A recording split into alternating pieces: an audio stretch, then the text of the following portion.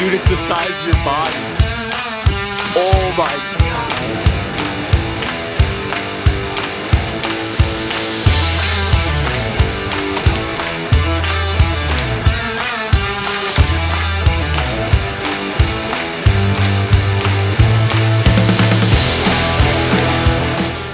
What's going on? So today we're out here. We got a beautiful mountain stream behind us, as you can see. Today we're after some native brookies, brook trout. Got native browns that run through here as well, with the occasional rainbow that I've yet to pull out of here. We're running some pretty simple setups. We're just fishing these deep pools around rocks. There's a bridge up here, a couple deep pools in there. These fish will stack up right off the current, bends in the river where the water gets a little bit deeper, a little bit calmer. That's where they like to camp out. I'm running a 6 foot light action rod. One of those Shakespeare Wild series. Running a real small size 10 hook, piece of split shot, I don't know, a foot up. I'll see how I like that. I might move it up or down. Should be drifting small chunks, maybe 1.5 inch top chunks of night crawlers. It's typically what we catch them on. I mean, you can catch all fish off them. Picked up some of this similar to power bait. Trigger X rainbow trout. It's a dough bait. It's like $2. Figured I'd give it a try. It's always fun catching fish on different kind of lures. I also, depending if I can find a nice pool, want to try throwing some of these little jerk baits, real small floating jerk baits. I got an assortment of flies in here if it really gets down to it. That's what I'm running. Yeah, I kind of got basically the same setup, hook and drop shop, just running on a 5-foot ultralight. But like he was saying, we're fishing these like little inlets down the stream, and there's some honey holes down here where you can pull up probably 5, 10 trout at a time. It just kind of depends. So we know we can land them here on the night crawlers, but we're gonna try to switch it up a little bit. I got just some normal Berkeley power bait. I might use a jerk bait too, I'm not sure. I guess we'll see how it goes with the night crawlers first and then kind of switch it up as it goes along. Rocking the fanny pack today. Easy access to all my gear. I got forceps in here. You'll also notice, got one of these cheap little 60-inch tapes. I doubt I'm gonna need all 60 inches of it. Typically the fish in here, these are all native. None of these are stocked, or maybe they're stocked, but I've yet to pull up a stocked fish out of here. You know, normally the dorsal fins clip. Typically the fish range from that 6 to 8, 9, 10 inch range. Word on the street, there's a couple big ones. I'm talking 16 plus inch, and that's the goal today. Master Angler class for catch and release brook trout. It's 18 inches. Don't want to sound too optimistic. I don't know if that's going to happen, but that would be pretty crazy. That's what I'm looking forward to. That's, in my opinion, the ultimate goal today.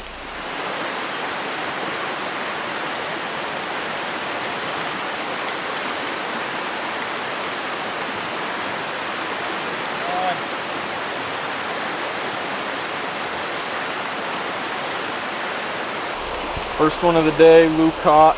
This is solid brook trout. Third cast out there. He came up and hit it on my first, and he must have popped off, but casted right underneath this tree back here. I'll show you guys some film here. Just shy of 10 inches. Definitely a good fish to keep. A lot of meat on this thing. These are a lot bigger than the ones we were catching last time too, so this is already a good sign for how this day is going to go when we get down to those honey holes that we know about. This is what we're doing. The little stream, river, whatever you want to call it, it runs parallel to this road.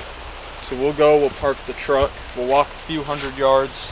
You know, we'll try to stick to the river as much as possible. Right now, water's moving real fast. I'm not seeing too many real fishable pockets that I personally feel like fish would be in.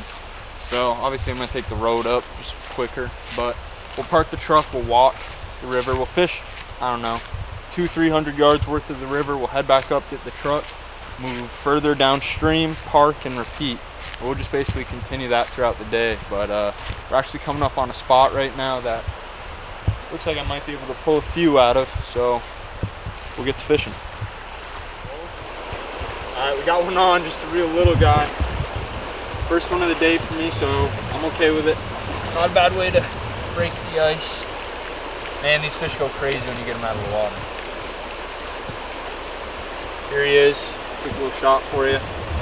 Real small guy, probably about 4 inches. We'll get him unhooked, we'll get the release for you. One.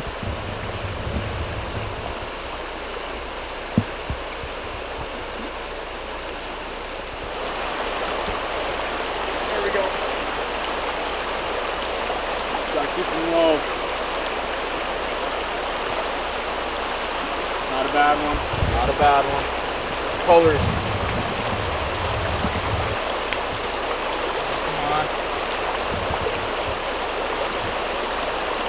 Oh, come on. Barely hooked. Oh, no. There you go.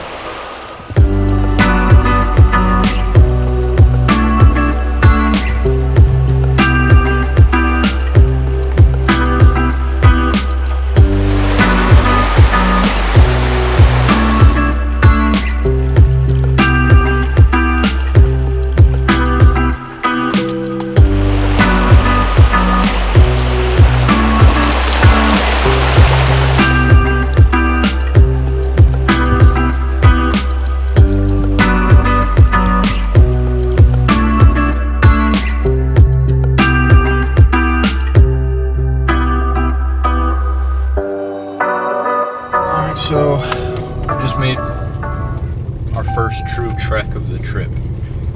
Parked the truck, fished probably 250 yards. 250 yard stretch of the river. Lou caught that real nice one right off the bat. You're saying you caught a couple others. Yeah, I caught a few, or just one more small one. Nothing really impressive. Yeah, it wasn't even worth really showing the camera or anything for it, so I threw it back. But the one that first one I caught was a really good one. I'm hoping to get more like that throughout this trip we're out here for. I pretty much mainly fished the first 150 yards, I'd say. Pulled a real small one out, probably 3-4 inches, and then pulled a couple all right ones, real fat ones, sitting probably around that 7-8 inch range. Got a good video of that. And then it looked like the current in the river really started to pick up, so we're kind of just going down. We're keeping a eye out for any good-looking pools, and then we'll stop and we'll start another trek.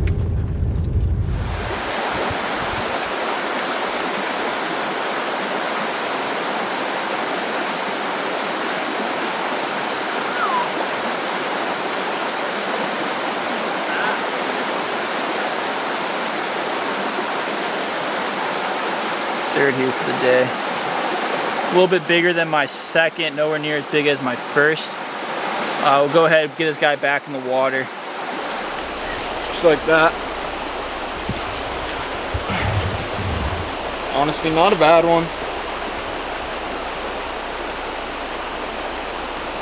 Just barely hooked, right in the roof of the mouth.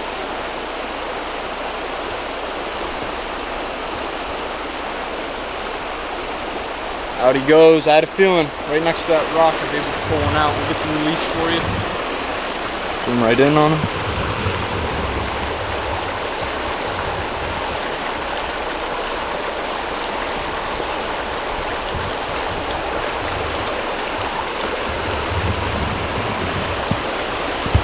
Got here to our prime spot, the best pools we've experienced down here, these deep Adirondack streams. So gonna head down there, probably hopefully get on some bigger fish.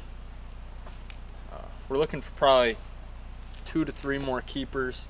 Just make a nice meal out of this. Right now we got one that we kept. We had a few others that were borderline. Could have kept them. I mean, legal limit, or legal size, correction. I don't really have a huge interest in keeping all the small ones. Let them go, let them grow. We're gonna head down here. There's almost this entire stretch is fishable water. There's some real deep pools. There's a whole lot of fish to be caught. Get back to you down there. Easy.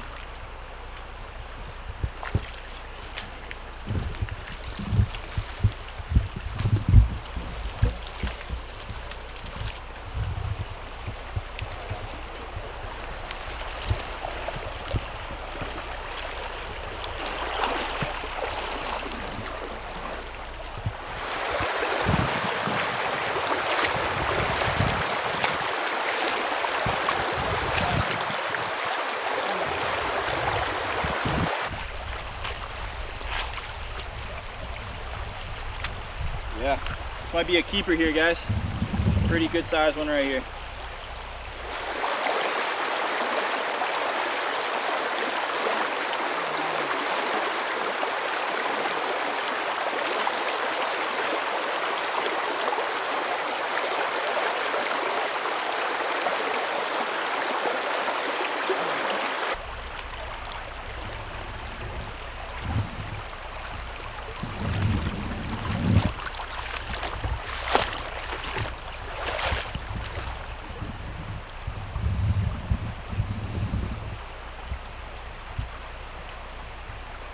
Beautiful fish.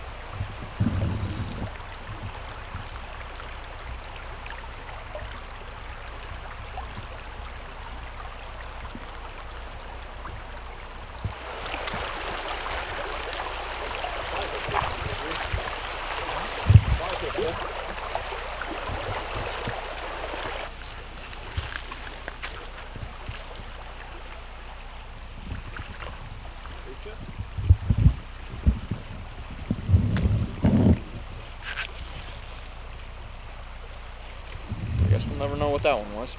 Kyler, the slayer of creek chubs. Well, that's all she wrote on the night. Came down here, I mean, this looked like a great spot. It seemed like the further we walked down, the better it looked and the worse the fishing got. Ended up keeping the 2. Get back to the house. See you in the kitchen.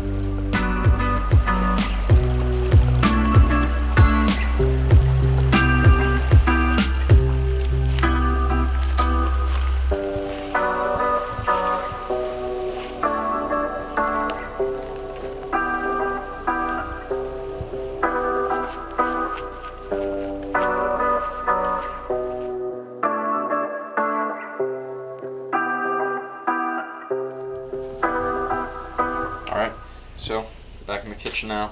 Got a nice sheet of aluminium foil. Put a couple dollops of butter on there. Got 2 clean brook trout. Throw them in there. We're going to start out with some salt. Just keeping it real simple. Same thing on this guy.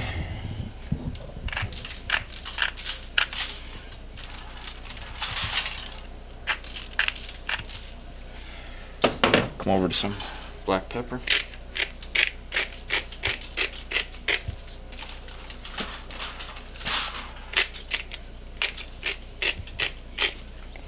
A little bit of black garlic.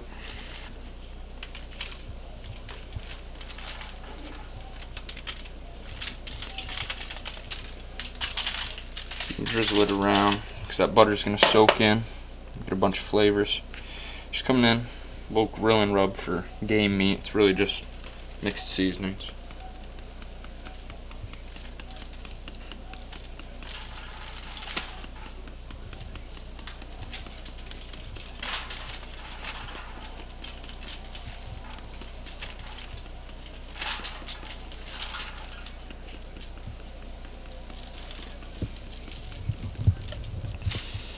And just shake that around.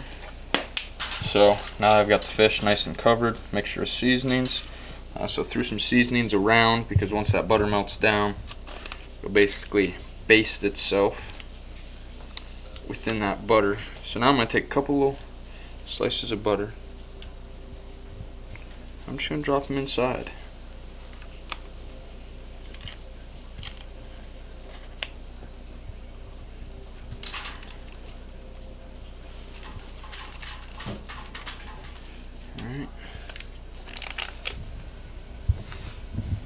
So now I've got her loaded up, got butter inside the fish. Well, did have butter inside the fish.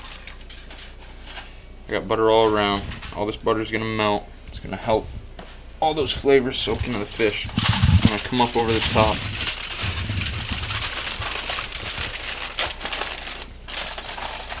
Probably used a bit too much tin foil. Gonna seal that in.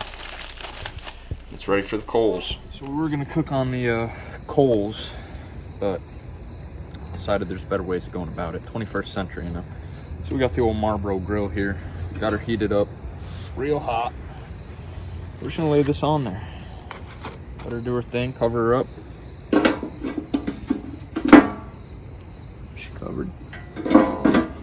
Check back in probably in 12 minutes or so. All right, so it's been about 12 minutes now. I'm gonna take a little peek. Smelling great. I hear it sizzling. And it is hot. It is hot. Sneak a peek at that real quick. Man, they're looking good. Look at all the juices coming out of them. Mixed with that butter. All right, so what I'm gonna do now is I'm gonna leave it opened up. Let's a little bit of that butter kind of evaporate up. I'm gonna cover it back up. I'm gonna kill the heat.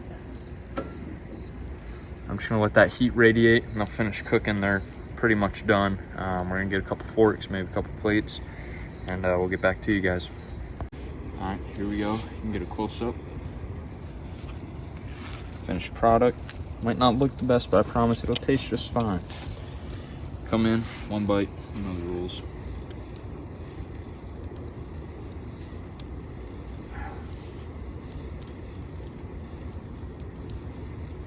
All right, here we go.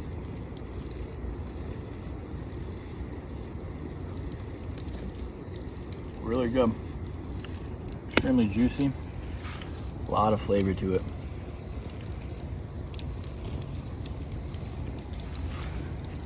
Straight fall off the bone. There's no need to fillet these fish out unless you're catching, 24-inch plus trout. Leave the bone in. That meat flake right off the bone every single time. All in a day's work. Obviously, catch a little more, have a little bit better of a meal, but we're out there to fish for a good time. We're not fishing to survive. All in all, great day fishing.